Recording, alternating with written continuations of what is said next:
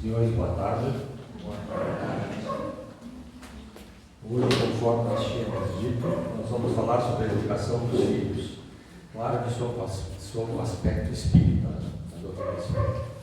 Bem, os senhores sabem que uma constelação familiar ela é constituída por espíritos afins, por amor, e também por desafetos que têm compromissos perturbadores entre si. Ou seja, nós temos então dentro de uma família afetos e desafetos. Os afetos servem para nos dar alegria, paz, e os desafetos são nossos professores, servem para nos ensinar. Quando a gente diz que todos nós temos que ter paciência, porque paciência é uma virtude, a gente faz a pergunta: como é que eu vou desenvolver a paciência se ninguém me tira a paciência? Então eu preciso dos desafetos. Como é que eu vou desenvolver o perdão se ninguém me ofende? Essa pergunta parece óbvia, mas é para meditar em casa isso.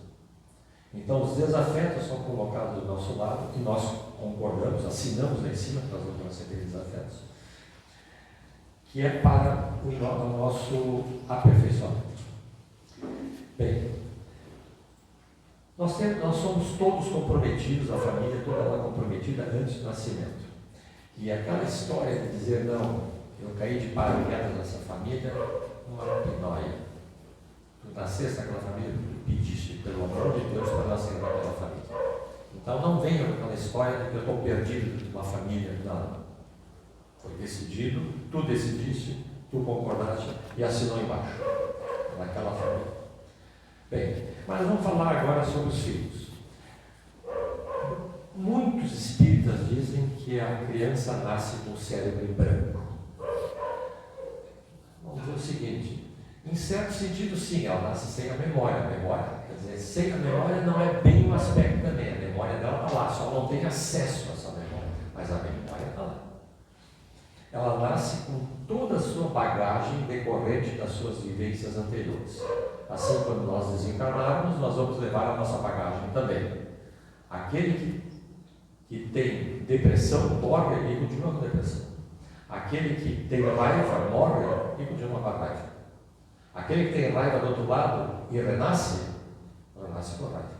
Quer dizer, a vida é uma só, as encarnações é que são múltiplas. Então é tudo uma sequência e não se muda nada. Ninguém vira santo porque morreu. A gente acha que vira santo. Quando eu morrer eu vou ter uma memória extraordinária. Nunca vai ter uma memória extraordinária. A memória tem que ser conquistada. A gente faz uma idealização de que depois da morte tudo melhora. Não melhora nada.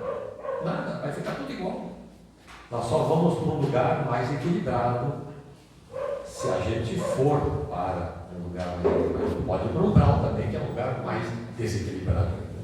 Mas o habitual é nós irmos para um lugar muito semelhante ao que nós temos agora, mas mais organizado, mais equilibrado, etc. Bem, a criança nasce então com a sua bagagem. A bagagem que ela tem. E essa bagagem, vamos dizer o seguinte: a gente percebe essa bagagem.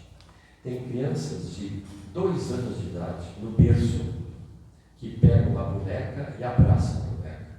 Uma outra criança com 2 anos de idade pega a boneca e arranca o pescoço. Então, uma criança traz a bagagem, a agressividade que é dela. A outra traz a afetuosidade que é dela. E o que é isso? Isso é temperamento.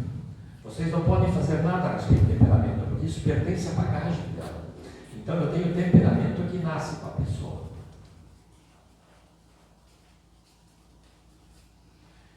E agora os pais, o que os pais têm que fazer?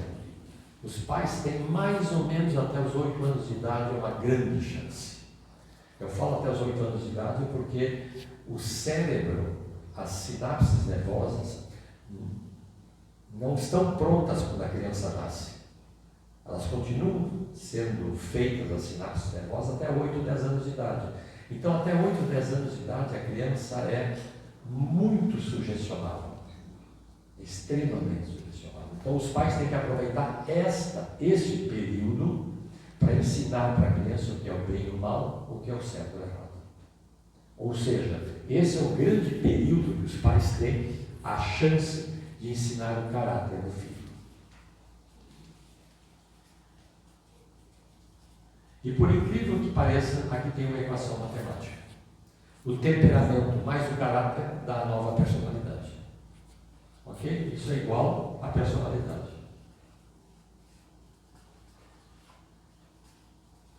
Por aí, os senhores veem que os pais têm muita importância na formação da personalidade da criança. Porque os pais é que formaram esse caráter. Okay? E aqui tem algo que eu sou obrigado a colocar. Assim, muita gente faz uma confusão entre instruir e educar. Instruir vem da palavra instruir. In significa para dentro. Instruir significa dar conhecimento. Então, dar conhecimento para dentro da cabeça da criança. Coloca dentro da cabeça da criança física, química, matemática, biologia, português, história, línguas, etc. Isso coloca lá para dentro. Isso é instruir. Educar é diferente. Educar vem do prefixo e é do ser. E é para fora. Sempre que tem o prefixo e é para fora. Explosão, expedição, imigração, tudo é para fora. O e é para fora. E do ser significa conduzir. Então, o que significa realmente educar? Significa retirar de dentro da cabeça da criança as suas inclinações, as suas vontades, a sua disposição, as suas emoções, tira para fora e agora conduz de uma outra maneira, que é o caso da personalidade do caráter. Então, isso aqui é aqui, ó. Por aqui. E os senhores percebem então que se eu preciso tirar de dentro da criança as suas inclinações, suas emoções, as suas vontades, as suas disposições, o que eu estou fazendo? Eu estou fazendo trabalho de psicólogo. Aliás, os pais têm que ser psicólogos, têm que fazer isso mesmo. E isso aqui não pode ser delegado para a escola. Pode ser, tem alguns programas do Paulo Freire, esse negócio todo, mas esqueçam isso. Doutrina espírita que vai. Pela doutrina espírita, aliás, pela psicologia primeiro, é o seguinte: responsabilidade não se delega. Isso não tem nada a ver com o espiritismo, isso é psicologia. Responsabilidade não se delega. Quem trabalha em empresa sabe disso. Tu é responsável, alguma coisa, a gente vai chegar e passar tua responsabilidade para um subalterno e dizer, não, ele é o culpado. Não, senhor, tu é responsável. E nós, pais, assumimos a responsabilidade de educar os filhos. E a responsabilidade não se delega. Significa que não se pode delegar isso para a escola. A educação não pode ser delegada para a escola. A escola pode ter escolas que ajudam, até pode ser, mas a responsabilidade continua sendo dos pais. Agora, a instrução, isso sim pode passar para a escola. Pode passar até para um curso não oficial, curso de línguas, um curso de piano, um curso de artes, um curso de qualquer coisa que vocês queiram pensar aí, um curso de padaria, um curso de trabalho com metais, trabalho com madeira, não tem problema, carpintaria, tá? Isso é instruir, está colocando lá para dentro. Agora, isso é fácil de fazer. Tem até protocolos para fazer isso aqui. Agora, isso aqui é muito mais difícil de fazer. E a gente tem ali, assim, com facilidade, porque a criança é sugestionável até 8, 10 anos de idade. Depois, o que acontece depois? A partir dos 10 anos de idade, mais ou menos, o que acontece? A bagagem espiritual que a criança traz vem à tona, não da memória, mas das sensações, vem à tona. E ela entra em atrito com o caráter que vocês ensinaram. E aí tem a crise da puberdade. A crise da puberdade é isso. Interessante porque nem toda a bagagem vem naquela sensação de quem eu sou realmente, não vem toda ela aos 10 anos de idade, uma boa parte vem, mas tem um segundo período da vida humana em que vem toda a bagagem, e aí tem uma nova crise. Vocês conhecem o nome dessa nova crise?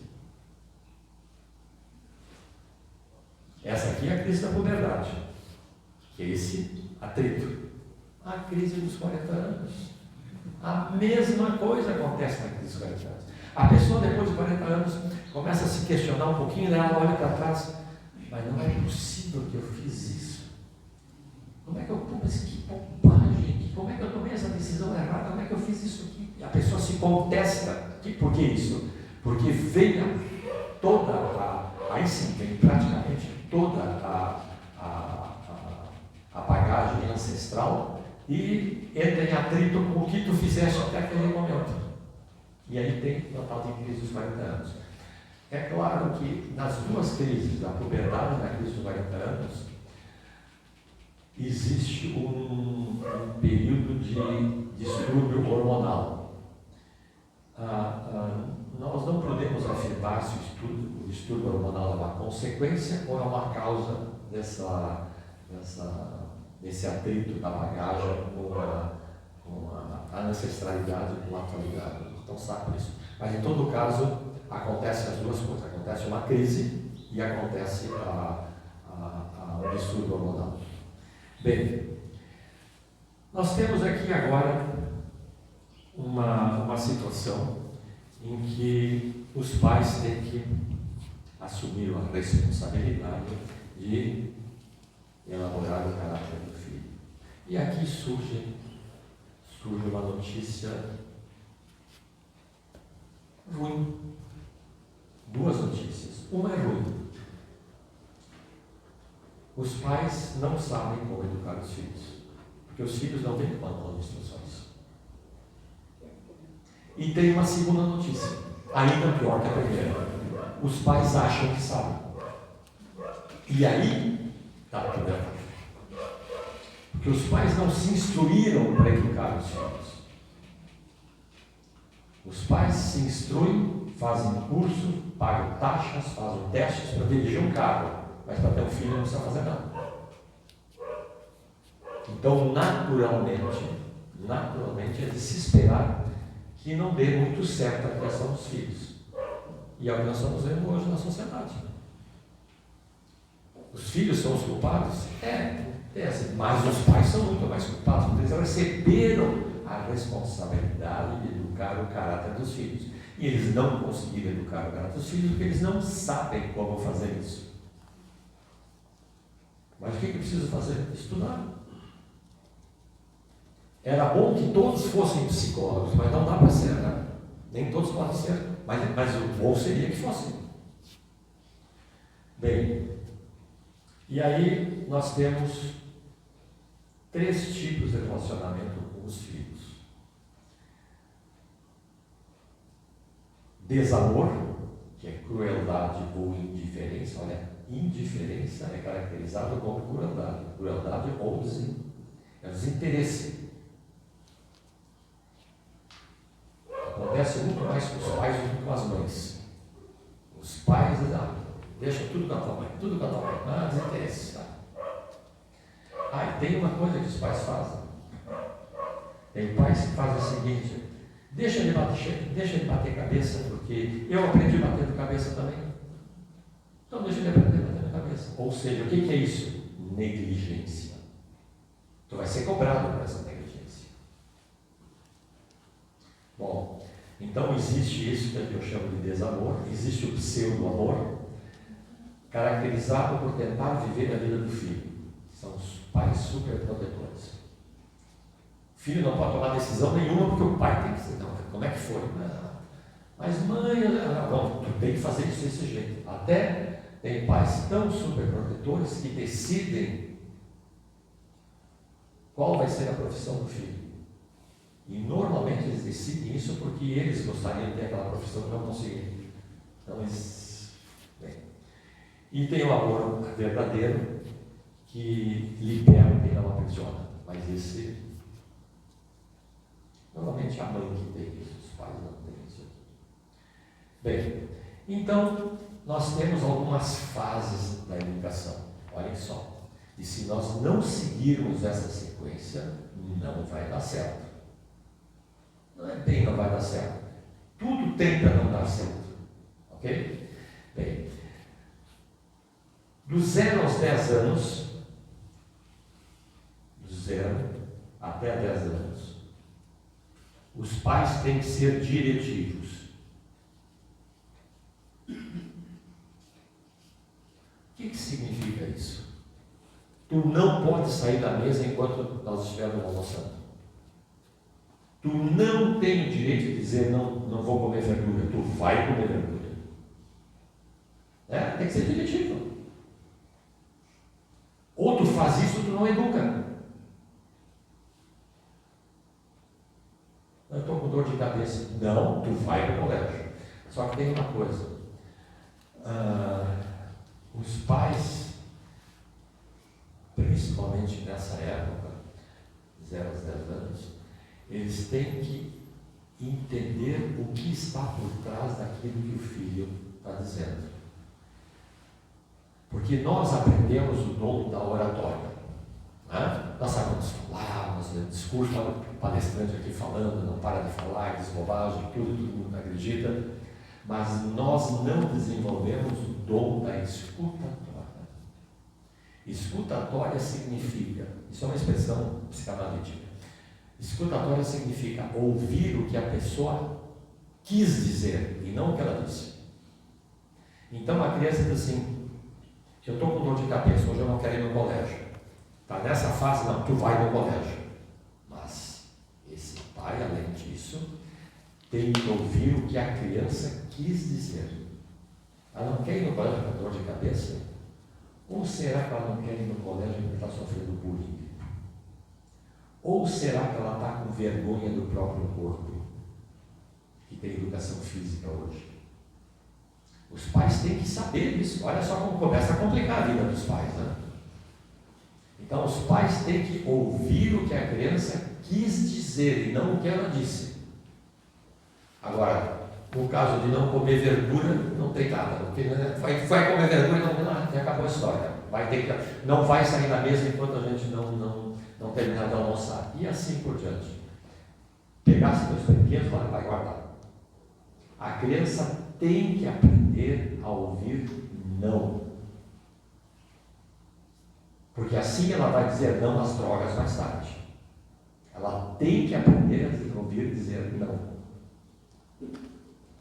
Mas os pais são muito lenientes hoje. Não dizem não.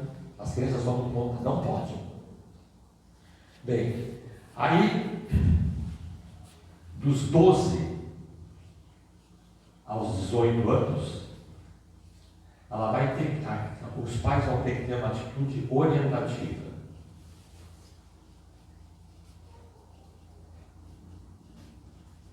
O que significa isso? Agora sim, tu dá uma ordem e tem que explicar. Olha, tu vai comer verdura? Tá, mas tu tem que comer verdura pelo seguinte, porque tu tem falta de ferro, tu tem um problema de anemia, nós temos que fazer uma refeição balanceada, tem que explicar para a criança. Agora tu não pode faltar no colégio, porque senão tu não vai conseguir passar no vestibular, tu tem que, no Enem, tu vai ter que explicar isso.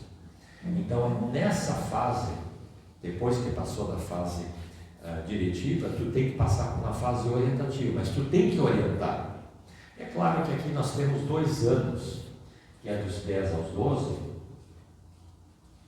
que é o diretivo, e orientativo.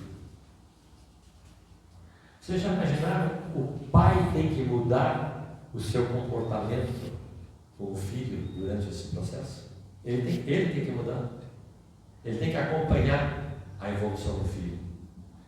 Então, até um certo ponto ele mandava. Agora ele manda, mas tem que explicar. Aqui não precisa explicar nem deve. Tem que ser na marra. Mas aqui não. Aqui já tem que explicar. Porque senão não vai ser, senão ele vai se revoltar. Então vocês vejam que os pais é que têm que se modificar aos poucos. Bem, aí nós temos dos mais de 24 anos. Aí, o que tu vai fazer? Sugerir. E a sugestão quase nunca é aceita, porque os pais nunca estão certos. Não é isso que se diz? Os pais não estão certos. Então, os filhos é que sabem. Aqui então vai passar para sugestivo. Até o final da vida. E dos 18 aos 24, vai ser orientativo, sugestivo.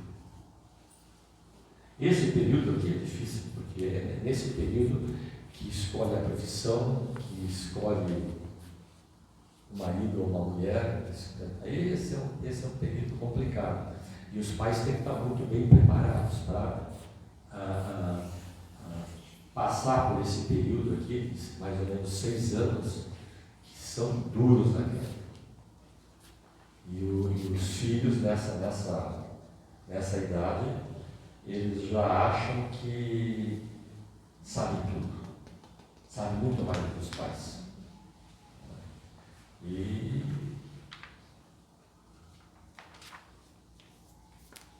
os pais têm que ter. Eu vou dizer o seguinte, os pais têm que ter em mente o seguinte, que não adianta só falar. É assim, eu te disse 1000 vezes para não subir nessa cadeira. Bom, tu tem que repetir pela 1000ª vez. As crianças aprendem por repetição. E, embora os senhores não acreditem, nós adultos também aprendemos por repetição. É pela repetição que a gente aprende. Eu vou dar um exemplo do João Bobo. O exemplo do João Bobo é um exemplo que vem dos livros de psicanálise. Uma sala grande como essa, totalmente vazia, colocaram o João Bobo aqui, e uma porta ali. E a criança fica ali sentada, olhando, brincando com as coisinhas. Daí entra um sujeito aqui, batendo o pé, a criança levanta os olhos, o que ele está fazendo? Vem aqui, e ele chega e começa a dar soco no João Bobo. Mas dá-lhe soco, dá-lhe um pau no coitado do João Bobo. Vocês sabem o que é João Bobo, né? Mas dá-lhe um pau no João Bobo, assim que isso pode ser repetido com criança, a gente sempre dá praticamente o mesmo efeito. Não, e aí, sem dizer nada, o sujeito sai e vai embora da sala. A criança fica olhando, aí eles ficam filmando, a criança fica olhando, vem aqui e começa a dar um pau no João Bobo. Por quê? Aprendeu pela repetição. Ela vê aquilo e alguns pesquisadores da Itália levantaram uma tese que agora está sendo aceita pelo departamento, pelo Conselho de Psiquiatria dos Estados Unidos, que é que nós temos neurônios espelho, que faz o seguinte: vocês já viram que quando tu mostra a língua para uma criança, ela te mostra a língua também? Quando a gente faz assim para a criança, ela faz assim também. Então eles atribuem essa atitude da criança aos hormônios espelho. São hormônios que ficam no córtex cerebral, no córtex pré-frontal do córtex cerebral. Isso não está provado, isso está sendo aceito, que pelo hormônio espelho, tu pode observar a reação da criança. E pelo exemplo. O exemplo de João Pouco eu peguei. Deu o exemplo. Mas agora vocês vejam o seguinte. No século passado, vamos supor, eu tinha um filho de 6 anos. Então, vamos supor o seguinte, o pai e o filho vão para Gramado. O filho lá com 6 anos de idade. O pai e o filho vão para Gramado. E o pai sempre ensinou para o filho que o filho não deve mexer nos brinquedos da irmã. O que é da irmã é da irmã, o que é teu. Cada um tem as suas coisas, vão brincar com as suas coisas. Tu vai brincar com as tuas coisas, tu vai brincar. Tu não tem nada que mexer nos brinquedos da tua irmã. Isso é um ensinamento de caráter. Tu não deve tomar aquilo que não é teu. Mesmo emprestado, tu não deve. Bem, mas nesse final de semana, os pais foram para Gramado. Passaram um belo final de semana em Gramado, e daí no domingo de noite eles se preparam para vir para casa. Aí a criança está do lado do pai, vendo o pai lá em uma mala, aquela coisa toda, e aí a criança vê o pai pegar uma toalha do hotel e colocar dentro da mala. Nesse momento, tudo que o pai ensinou durante 6 anos foi perdido. Em 5 segundos se perdeu todo o ensinamento que o pai deu durante aquele tempo todo. Porque as palavras ensinam, mas o exemplo muito mais. Então é pelo exemplo que se ensina. Não adianta dizer para o filho, não beba se tu bebe. Não adianta dizer, não fuma se tu fuma. Não mente se tu mente.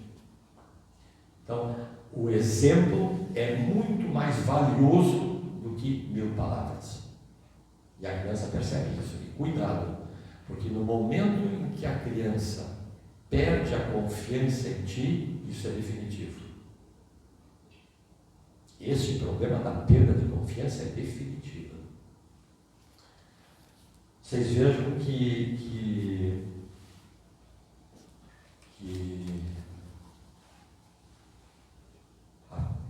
o espiritismo e a psiquiatria andam de braços dados nesse momento. E aqueles que têm 2 filhos, aí vem aqueles pais com aquela fantástica ideia, eu trato meus filhos do mesmo jeito. Ah não, eu tenho que tratar meus filhos do mesmo jeito.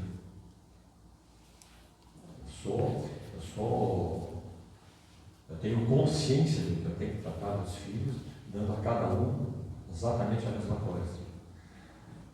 Senhores, os filhos vêm com uma bagagem, de uma vida anterior. Cada um deles tem necessidades diferentes. Como é que vocês vão dar as mesmas coisas para aqueles que têm necessidades? Um precisa uma coisa, outro precisa outra coisa. Não dá para educar. Depois não dá certo a educação, não. Com esse aqui deu certo, com esse não deu. Claro que não deu. Porque é diferente.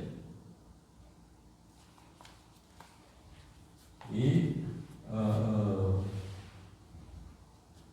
a mesma liberdade que eu dou para um filho, eu dou para o outro. Mas de jeito nenhum. Eu tenho um filho de 2 anos, de 4 anos de idade. Vocês permitem que ele atravesse a faixa sozinho? Não. E se ele tiver 10 anos, vocês permitem? Permitem. Já estão tratando os 2 diferentes. E se ele tiver 18 anos? Bom, o de 10 anos não pode voltar às 3 horas da madrugada sozinho para casa. E os de 18 anos? Mesmo que vocês não deixem, ele não tem essa para casa às 10 horas de madrugada. Então, cada um adquire o livre-arbítrio, é uma conquista, senhores. À medida que a criança vai amadurecendo, ela vai conquistando o livre-arbítrio. Eles estão em estágios diferentes. Não se pode tratar do mesmo jeito dos filhos. Essa ideia de que todos somos iguais não é verdade. Nós não somos iguais. Nós fomos criados simples e ignorantes iguais, mas cada um nesta sala está num estágio de desenvolvimento diferente, e cada um nessa sala tem necessidades diferentes, e Deus atende às necessidades de cada um não para todos iguais, segundo as necessidades de cada um. É preciso analisar isso. Eu sei que isso aí não é fácil de defender, porque eu estou dizendo que as pessoas não são iguais. Não é bem assim. Elas foram criadas iguais, mas neste momento estão, isso vocês têm que botar na cabeça, nós estamos em estágios evolucionais diferentes. Então, de acordo com o nosso estado, nosso degrau de evolução que nós temos necessidades e deveres diferentes. Bem,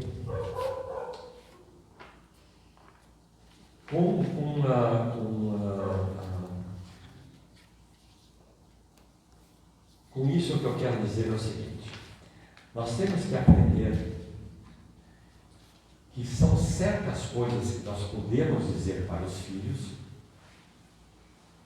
e coisas que nós não podemos dizer para os filhos. Tu pode dizer para o teu filho: tu é esperto, tu é bom, ok, isso aumenta a autoestima da criança. Gosto muito de ti, isso é independente de qualquer situação, tem que dizer. Aliás, as mães dizem isso, né? Os pais não. Se a criança, a mãe está lá cozinhando, fazendo alguma coisa, e a criança assim: mãe, vamos passear. O certo seria a mãe largar o que ela está fazendo e passear com o filho.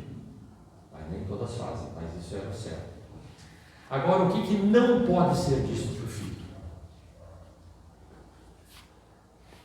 Para de chorar.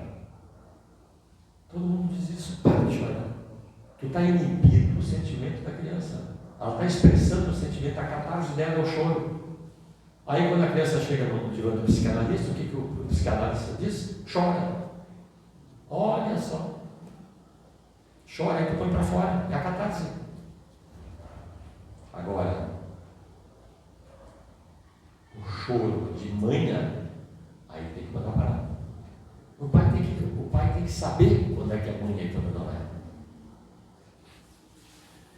Aí a criança com 7 anos de idade levanta e vai: eu estou com medo, porque eu sonhei que veio um monstro, não sei o quê. Até às 7 ou 8 anos de idade, as crianças não sabem diferenciar precisamente o que é sonho e o que é realidade. Então, o pai tem que acolher o filho quando o filho vier com uma situação dessas, que ele está com medo. Mas muitos pais dizem o seguinte: volte para a cama, que isso foi só um sonho. Tu pode dizer isso para um adulto, mas não para uma criança de 7 anos. Para a criança de 7 anos tem que acolher. Numa escola, olha só a confusão que as crianças fazem. Numa escola, foi perguntado para as crianças, para cada uma das crianças: de que mais tu tem medo? Eu tenho medo de morrer. Eu tenho medo de ser atropelado. Ou eu tenho medo de apanhar. Crianças de 6, 7 anos, eu tenho medo de rodar na escola. Então, diz uma coisa. Aí uma diz assim: eu tenho medo de um monstro de Balamém. Monstro de Balamém? É? Terrível, terrível. Mas não tem que tu tirou isso, meu filho. Todos os dias a minha mãe reza comigo e no final diz: e livra-nos do mal. Amém. Vocês vejam que se forma, mas isso não é algo inventado, isso é tirado realmente de uma criança. O que uma criança interpreta as coisas. E livra-nos do mal. Amém. Esse mal amém deve ser um monstro terrível. A minha mãe pediu todas as noites para ele livrar dele. Nós temos que entender essa posição das crianças.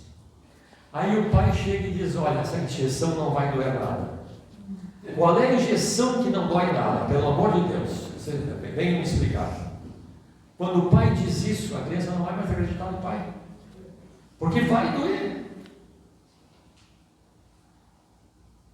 Tu tem que dizer: olha, vai doer um pouquinho, tem que aguentar. Vai doer um pouquinho. uma gripe, ele vai ter que aguentar.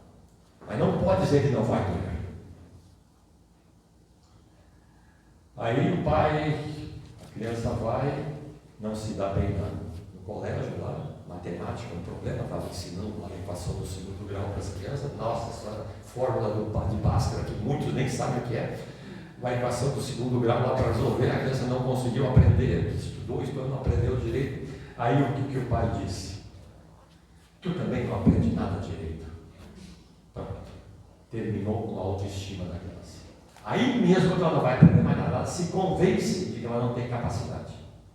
Porque ela é totalmente sugestionável. Lembram? Aí vocês estão sugestionando ela de que ela não aprende nada direito mesmo. E aí os pais e as mães utilizam um artifício, a chantagem. A chantagem é terrível. Se não obedecer, eu vou embora. Olha só o que os pais dizem. Aí sabe o que acontece? Essa criança, ela até pode naquele momento obedecer, mas ela vai entender que na vida, para ela conseguir vencer, ela vai ter que fazer chantagem. Vocês estão ensinando chantagistas. Isso parece um absurdo, mas é isso. Mas é isso. E depois vem as pequenas chantagens, aquelas meio subreptícias que vem essa chantagem.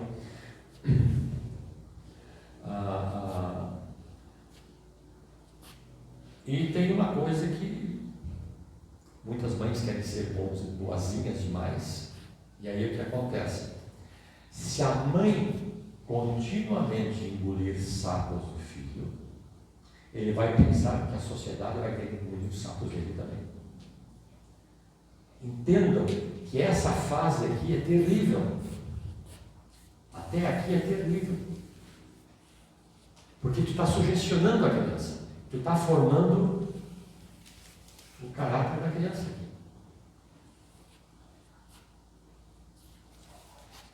Bem, aí a criança sobe na cadeira, olha, desce dessa cadeira, senão vai cair. Olha só como as coisas são, para que vocês raciocinem que nós temos que aprender isso. Desce essa cadeira que tu vai cair. A criança desce, mas criança sabe como é que é, né? Tu vira os olhos, subiu na cadeira, não. Desce dessa cadeira que tu vai cair. Aí desce, ela sobe de novo e aí cai. Não te disse bem feito. Quando tu disseste bem feito, sabe o que se passa na cabeça da criança? É que ela estava numa guerra e acabou de perder a batalha. Olha só, isso é o que a criança entende. Não é o que tu falaste, é o que a criança entende que tu falaste. Ela estava numa guerra e acabou de perder uma batalha.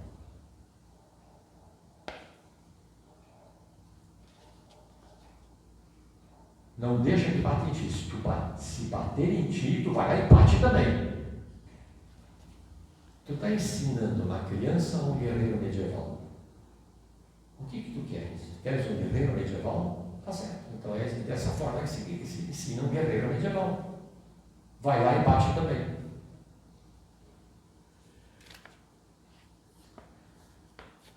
Aí eu faço a pergunta, mas como é que eu ia saber tudo? Eu não sabia de tudo isso quando eu criei meus filhos. Azar o teu. Então trata de fazer a mesma coisa com teus netos, com teus bisnetos, o que for. Teus sobrinhos. Agora tu sabe. Bem, aqui agora eu tenho um tempinho, eu vou fazer o seguinte. Em Texas, nos Estados Unidos, numa das delegacias de polícia lá, um psicólogo, que era chefe de polícia, fez uma publicação, e essa publicação ele colocou bem grande na parede do prédio da polícia. E isso correu nos Estados Unidos todo. fez muito sucesso isso aqui. Como criar um delinquente? 11 regras fáceis para criar um delinquente. Primeira regra: comece a dar para o teu filho tudo o que ele quiser. Tudo que ele quer, faça. Assim, quando ele crescer, ele vai acreditar que o mundo tem a obrigação de dar tudo o que ele quer. E se ele não conseguir, ele vai pegar. Olha a delinquência. Segunda regra: quando ele disser palavrões, ache graça. Ache graça. Isso vai fazer com que ele se ache interessante. Aconteceu comigo isso. Minha filha, eu fui num jogo de futebol, ela tinha 3 anos de idade. Aí eu estava sentado na cadeira, aí eu fui numa cadeira lá, ela sentadinha do meu lado, estava lá toda alegre, comendo coisa, tudo. E aí, juiz ladrão. E aí começaram a dizer filho ladrão. Juiz ladrão. E começaram a dar filho da.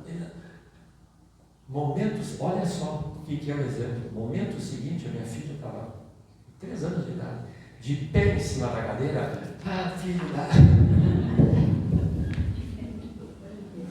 E o pior disso é que eu achei engraçado. O pior é que eu achei engraçado. Ela estava criando inteligente. Que barbaridade. Ele não se dá conta. A gente não se dá conta. Nunca dê, terceiro item, nunca dê qualquer orientação espiritual para o teu filho. Espere que ele chegue até os 20, 21 anos e ele decida. Não é isso que a gente diz. Não, ele vai decidir mais tarde.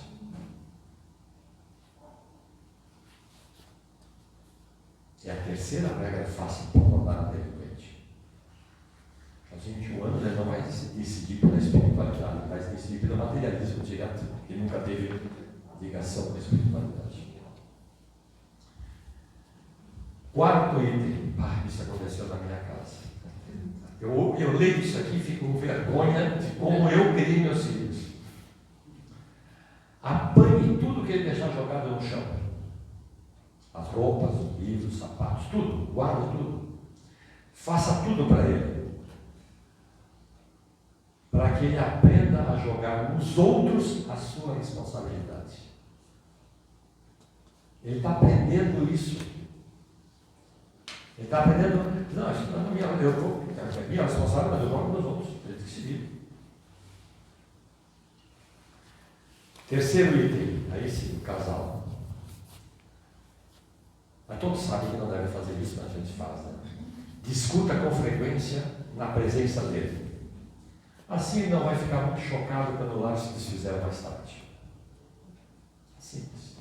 Não se deve discutir na frente de crianças. Sexto item. Dê todo o dinheiro que ele quiser. Hoje em dia não é dinheiro, hoje em dia é cartão de crédito. Cartão de crédito tem tanto para gastar. Nunca deixa ele ganhar o próprio dinheiro. E aí tu pergunta, mas por que ele vai ter que passar as mesmas dificuldades que eu passei? Eu vou dar tudo para ele. Aí ele vai achar que a sociedade vai ter que dar tudo para ele mais tarde. Não precisa fazer nada. E aí vem aqueles psicólogos de Araque. Item 7. Satisfaça todos os desejos que a criança tem. Comida, bebida, conforto. Negar essas coisas para ele seria acarretar frustrações. Aí estão os psicólogos de Araque. São aqueles que não estudaram psicologia, mas se acham psicólogos. Não pode frustrar a criança. Ao contrário, tem que dar em pau mesmo. Tomar o partido da criança contra os vizinhos, contra os professores e amigos. Afinal, todos têm má vontade com o teu filho. Então, a primeira coisa que os pais fazem, vai lá para tirar satisfação da professora. Não é isso? Não, o filho tem razão, a professora não. Vocês veem que os pais estão errados.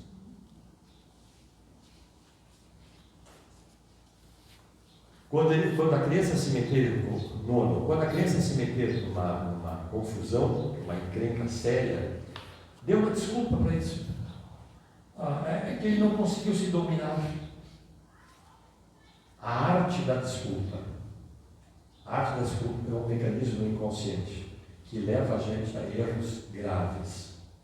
Toda vez que cada um de vocês e eu, a gente se flagrar tentando se desculpar por alguma coisa que a gente fez, é porque nós estamos errados. A arte da desculpa. Isso é um mecanismo de defesa do inconsciente.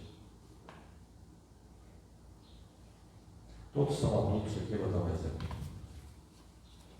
Olha só como a gente se desculpa. Eu sou casado há muito tempo e minha mulher é uma geisha.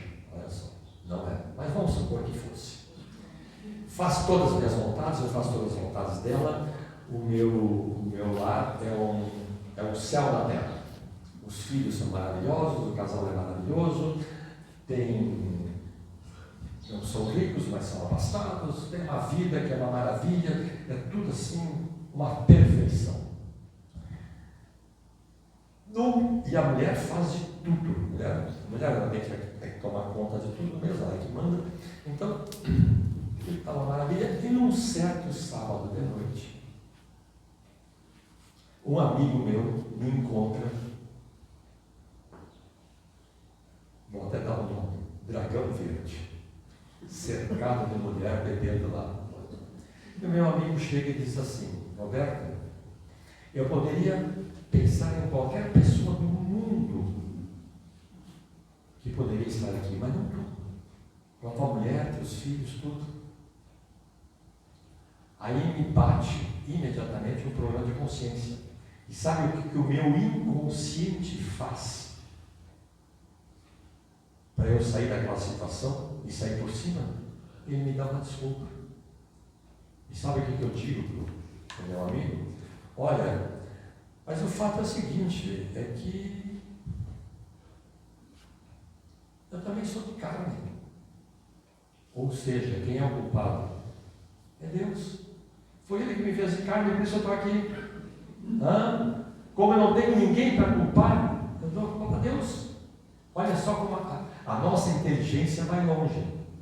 Só que, claro, que com o estudo da psicologia, isso foi tudo aberto agora para nós. Então, essas desculpas que nós damos, elas pressupõem anteriormente uma culpa. Por isso é desculpa. Nós temos uma culpa, e aí nós estamos tirando essa culpa com uma simples frase. E aí eu fico aliviado. Consegui escapar dessa. E segue a vida.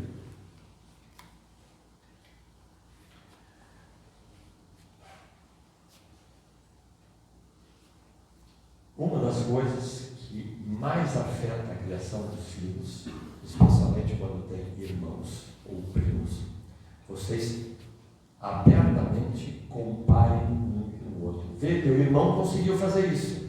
Ou seja, teu irmão é muito superior a ti. Tu é um zero à esquerda. Tu tira toda a autoestima da criança. E vocês acham que uma frase dessa não quer dizer nada? Para vocês não quer dizer nada. Mas para a criança quer dizer muito. Ela absorveu isso. Ela é sugestionada às coisas. Ela absorveu essa ideia de que ela não é nada, que ela é inferior.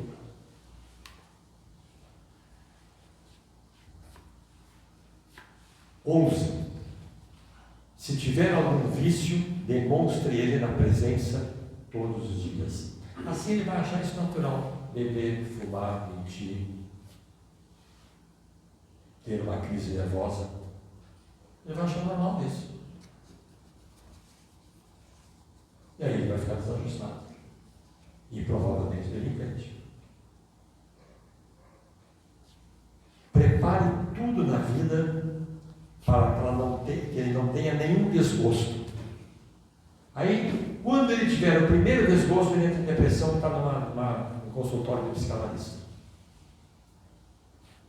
Então, esses são os preceitos dados por esse psicólogo americano para como forjar um delinquente.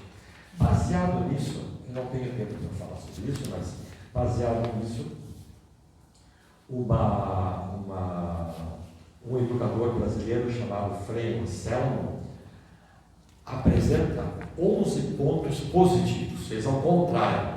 O que tu pode fazer para que a criança não se torne delinquente, se torne equilibrado. Delinquente, nesse caso aqui, não significa que vai ser um assassino, um ladrão, vai ser um desequilibrado. Pode ser até um viciado, pode ser até um delinquente, realmente alguém que não cumpre as leis, mas também se fala aqui em desequilibrado. E ele fez ao contrário, ele virou o fio. Não, lá eles formaram 11 modos de formar um delinquente. Eu vou colocar 11 formas de que o meu filho se torne equilibrado quando ficar adulto. Ou seja, quais são os 11 pontos que eu tenho que forçar na minha educação, principalmente nesse período aqui, para que ele se torne um adulto equilibrado e não precise consultar um psiquiatra mais tarde. Primeiro item, não dê para a criança tudo o que ela quer. É bem ao contrário do que o outro disse, né? A criança isso tem que botar na cabeça que é difícil os pais hoje entenderem. A criança tem que aprender a ouvir não. Tem que aprender a ouvir não. Principalmente para as mães é difícil dizer não para os filhos. A gente sabe que é difícil, é uma barreira que as pessoas têm. Mas tem que, parece que está machucando o filho. Ao contrário, está educando o filho. Agora não diz não o dia inteiro também, né? Não inventa agora de tudo que o filho diz. Vocês sabem que no Japão, não sei se vocês já tiveram, aqueles que tiveram contato com firmas japonesas e tudo. Em primeiro lugar, o japonês é um problema. A gente fazer um contrato, um contato mesmo empresarial com o japonês é um problema, porque ele fica assim, olhando para ti. Tu não sabe se ele está rindo, se ele está chorando, se ele está... Aquilo não é um slide na tua frente, é uma estátua, assim, não mexe um músculo. Tu diz uma piadinha, nem a sobrancelha sai do cara. Aquele fica... É um problema. Mas eles têm como meta, são treinados para isso. Eles conseguem fazer uma reunião de 2 horas sem dizer a palavra não, nunca, jamais. Eles não usam de forma negativa por 2 horas. Eu não consigo dizer 2 minutos. 2 horas sem dizer não, nunca, jamais. Eu não sei se isso é um mérito ou um demérito, mas eles conseguem. O treinamento deles é bem. Segundo item, aponte os erros do seu filho. Diz para ele, ele estava certo, estava errado. Mas, claro, o que significa isso? Lembra do caráter? Ensinar o que é certo e o que é errado. Então, ensine para ele o que é certo. Como é que vai ensinar? Dizendo. E também dando exemplo. Agora aqui eles entram em algo que é da espírito. Terceiro item. Dê ao seu filho uma educação espiritual. Mas a educação espiritual é assim. Muitos centros espíritas ajudam os pais na educação espiritual. Mas eles podem cometer um engano. Muitos centros espíritas não gostam que eu diga isso, mas muitos centros espíritas erram quando fazem essa evangelização das crianças. Então, o que adianta tu pegar uma criança de 6 anos de idade, tu vai fazer a evangelização dela e tu vai ensinar para ela a aura energética do perispírito? O que adianta tu tentar dizer para a criança que existem muitos mundos habitados. Mas é verdade isso, está dentro da doutrina espírita. Mas não está na idade de aprender isso, pelo amor de Deus. O que no centro espírita, na evangelização para a criança, tem que ser dito? O que tem que fazer? Tem que ensinar para a criança que ela não deve fazer bullying na escola com o gordinho, com aquele que usa óculos, com o baixinho, com aquele que não tem o tênis que tu tens, aquele que não tem a marca do jeans que tu tens. Tem que ensinar isso. Tu tem que ensinar para a criança como ela deve se comportar com a professora. Tem que ensinar como ela deve se comportar com os pais. É isso que tem que ensinar. O comportamento. Vocês sabem que na área de psicologia, nós temos, isso aqui serve como cultura geral, nós temos várias linhas psicológicas, né? Nós temos a linha psicanalítica, essa é freudiana. Nós temos a linha humanista, nós temos a linha, hoje em dia, transpessoal.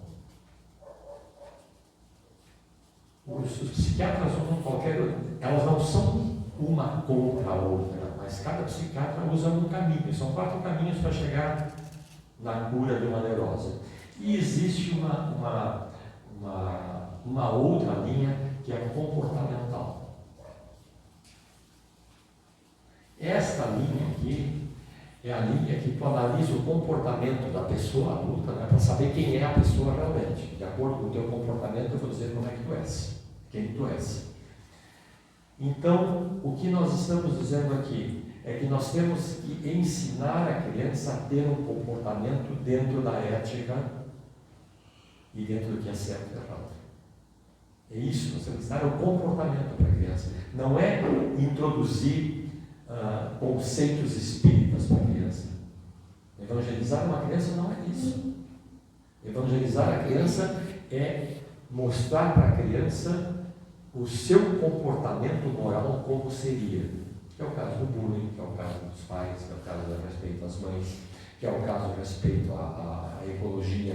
Isto é que tem que ensinar para a criança. Então, muitos centros espíritas viram esse negócio, acham que educar uma criança é simplesmente apresentar os princípios da doutrina espírita. Isso é depois. Tem essa fase aqui depois para ensinar. Aqui não faça isso. Bem, quando seu filho deixar as coisas espalhadas pelo chão, não junte. E fica ali até ele juntar e até ele botar no lugar certo. E ele vai reclamar. A primeira, a segunda, a terceira vez já está sozinho. Mas tem que exigir. Não adianta, uma das coisas que nós temos que pensar em relação às crianças é o seguinte: tudo que tu disser para a criança não pode ser dito com raiva. Todos os ensinamentos que tu apresentar para a criança com raiva vai ser esquecido. A criança não tem cérebro para vamos dizer o seguinte, sedimentar os ensinamentos que foram dados com raiva. E não adianta a gente pensar de outra maneira, porque isso já é provado cientificamente. A criança não aprende com instruções de raiva. Então, não adianta ficar irritado, bravo. Fica calmo e tudo depois pega a criança e ensina. Não brigue nem discuta na frente das crianças. Às vezes é difícil fazer isso, mas quantas vezes? Não dê à criança todo o dinheiro que ela peça. Quem não se contenta com pouco, nunca vai ser satisfeito com muito. Sempre vai querer mais. Os adultos são assim. Vocês vejam esse político carioca aqui, que ele tinha milhões e milhões e milhões em contas bancárias no exterior, em contas aqui. E aí o juiz perguntou para ele, está no jornal isso. Mas tchê, o juiz era gaúcho, mas tchê, Por que com tanto dinheiro tu continua fazendo desvio de verba? Isso já é um vício. Olha só. Ele não pode parar, ele não precisa, nem nunca vai gastar aquele mundo de dinheiro dele. Mas ele tem que continuar roubando. E vocês acham que ele é equilibrado? Claro que não é. Quando o seu filho entrar em confronto com os professores, polícia, vizinhos e tudo, não tome partido do seu filho antes de examinar tudo. Porque é o seguinte, olha só. Sempre que seu filho for contar uma história do que aconteceu, vocês têm que ouvir. Mas se ele começar a contar essa história com muitos detalhes, é porque é mentira. Se ele começar a dar detalhes, é mentira. Não, mas isso aqui aconteceu porque a outra estava junto, porque não sei o quê, porque a professora viu, estava lá em cima, e começa a contar detalhe, é mentira, não é verdade. Ele está inventando história. O Napoleão sempre dizia, né? Só o simples funciona. Se vocês quiserem me apresentar alguma coisa muito complicada, eu não quero saber. Que é o simples funciona, aquilo que é complicado não funciona. E é por isso que ele perdeu a guerra. Né? Ele foi acreditando nisso aí e perdeu a guerra. Mas, de fato, só o simples funciona. Mas é assim. Vocês vejam que toda vez, mesmo o filho adulto de vocês, quando chegar em casa, batia o carro, o que aconteceu? O outro lá passou com o sinal fechado. Sempre o outro passou com o sinal fechado. Eu nunca passei com o sinal fechado. O outro é que passou. O outro é que tem culpa. Eu projeto o meu erro no outro. Isso chama-se projeção. Isso é natural no ser humano. Olha só o que eu estou dizendo.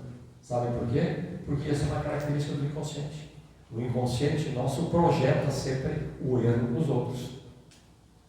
Agora, nós temos que ter consciência absoluta de que nós temos que desarmar esse mecanismo do inconsciente. É para isso que nós estamos estudando.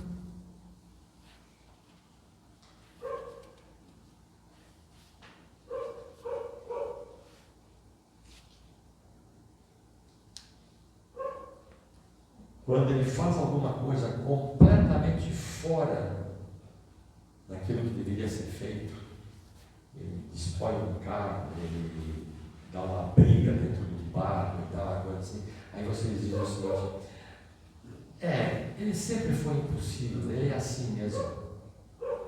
Não façam isso. Isso não pode ser feito.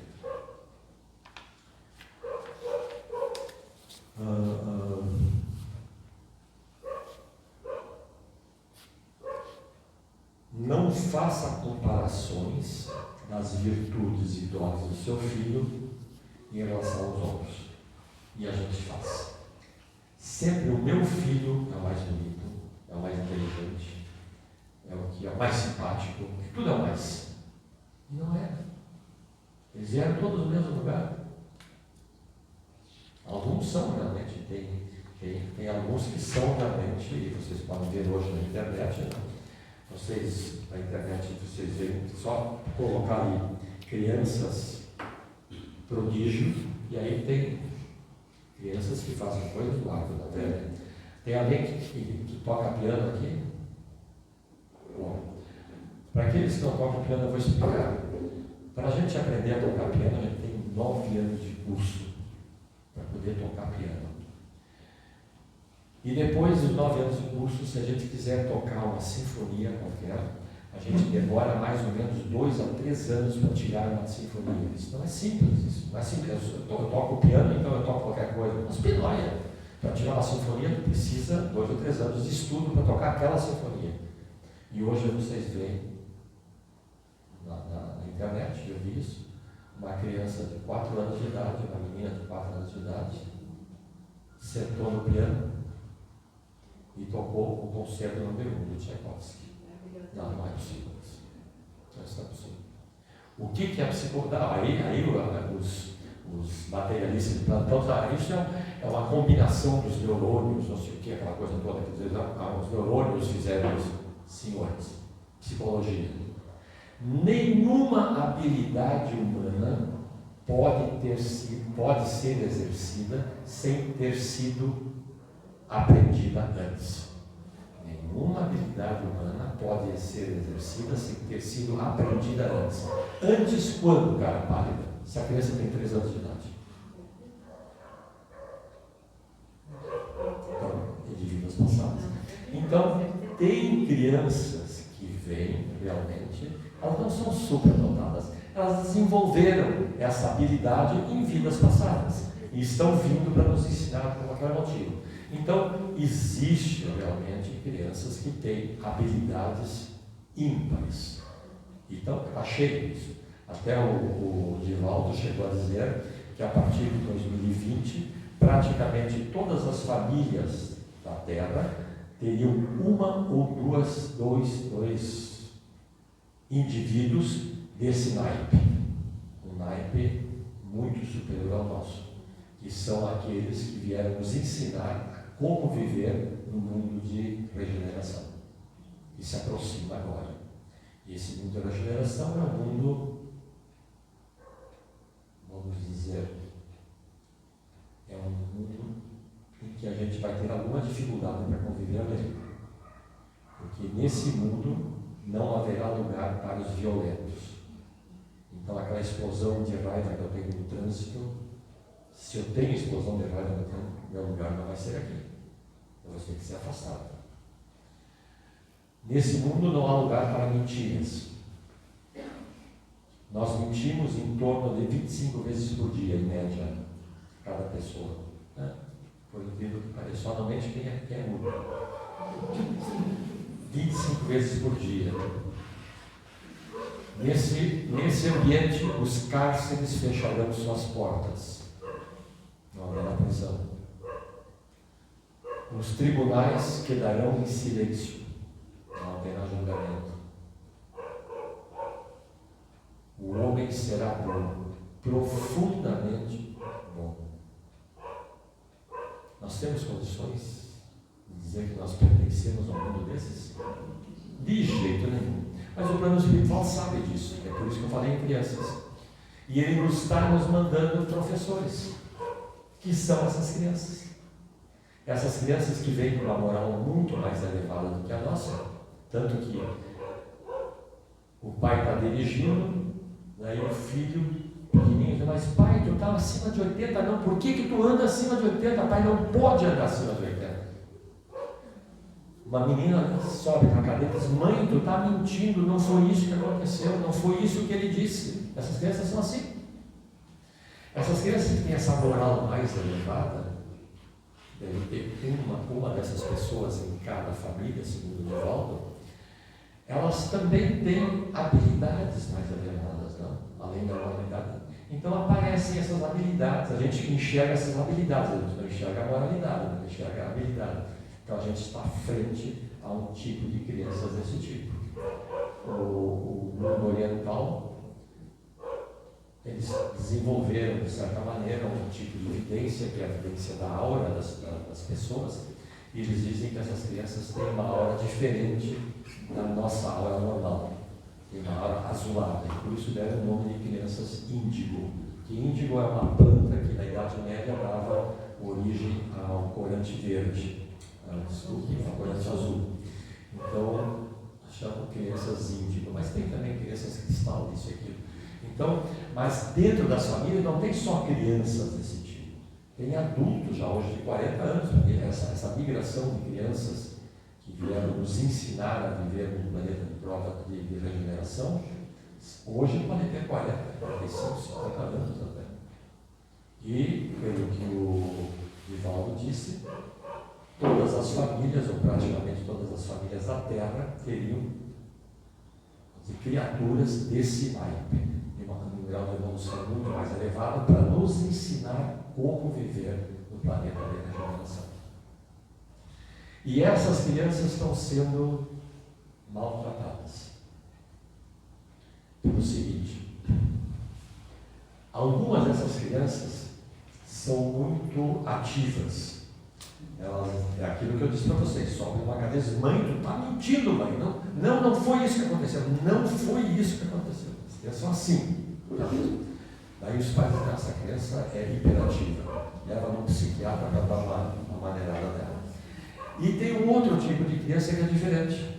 São aquelas crianças que tu está discutindo assim, parem de discutir. Não, mas eu discuti. Tá, mas eu não vou aguentar isso aqui. E sai e vai embora. Daí o que os pais dizem?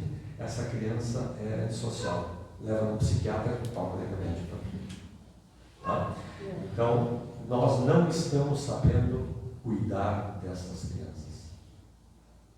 E no meio dessas crianças tem um grande número de crianças com síndrome de Down.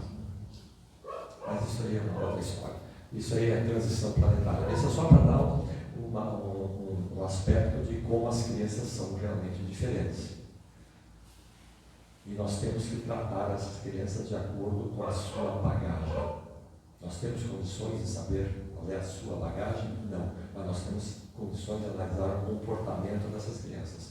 E pelo comportamento dessas crianças nós vamos saber qual é a sua bagagem. Mas nós temos que ter olhos abertos para ver isso. Os pais têm obrigação. Você acha que um professor vai saber isso numa escola? Não, isso tem que ser os pais. Os pais é que têm que ver isso. E não adianta vir com aquela história de que meu pai me ensinou desse jeito, meu avô ensinou meu pai ensinou a mim e eu vou ensinar meu filho. Tu está perpetuando o erro. Pelo amor de Deus, pare com isso. Vamos aprender a cuidar dos filhos. Bem, senhores, passei do tempo, essa foi a mensagem da tarde de hoje. Vai encerrar. Então, vamos levar o nosso pensamento mais uma vez ao plano astral superior dessa casa, agradecendo ao mundo espiritual, aos mentores que até aqui nos acompanharam e os desencarnados que até aqui nos acompanharam também, pelo clima de paz, serenidade e entendimento que nos foi fornecido. E pedimos agora, ao término dessa reunião, que Jesus Cristo, nosso Mestre, o médico da terra, o condutor das almas, despeje sobre cada um de nós e nossos familiares a sua luz de conforto e de consolo. E que Deus seja louvado. Que assim seja.